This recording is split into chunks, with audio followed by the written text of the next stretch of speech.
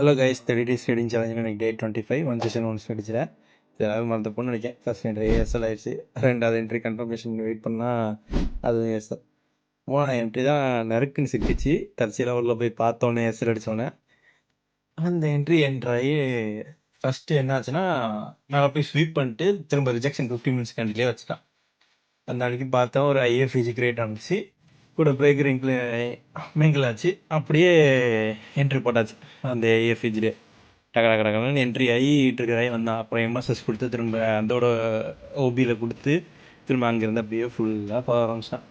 பக்கத்தில் போய்ட்டு திரும்ப கொஞ்சம் அரசான். அந்த அன்றைக்கி தான் பாதிலே கடிங்க கட் பண்ணிவிட்டு அலாட்டை போட்டு விட்டு வந்துட்டேன். அந்த அன்றைக்கி அந்த ரேஞ்ச் வந்தோன்னா அலாட் அடிச்சது. நேராக போய் பார்த்துட்டு கரெக்டாக டிபி அடிச்சிட்டான். இன்னைக்கு டேயும் முடிச்சாச்சு. டிபி அடித்தது தான் சரியான சந்தோஷம் ஆச்சு. இந்த சேலஞ்ச் கம்ப்ளீட் பண்ணதுக்கப்புறம் நம்ம ஒரு அக்கௌண்ட் வாங்கி அதையும் கிராக் பண்ணி பேட் எடுக்க போகிறோம். அதை அப்டேட்ஸ் பார்க்க மறக்காம ஃபாலோ பண்ணிக்கோங்க. பாய்.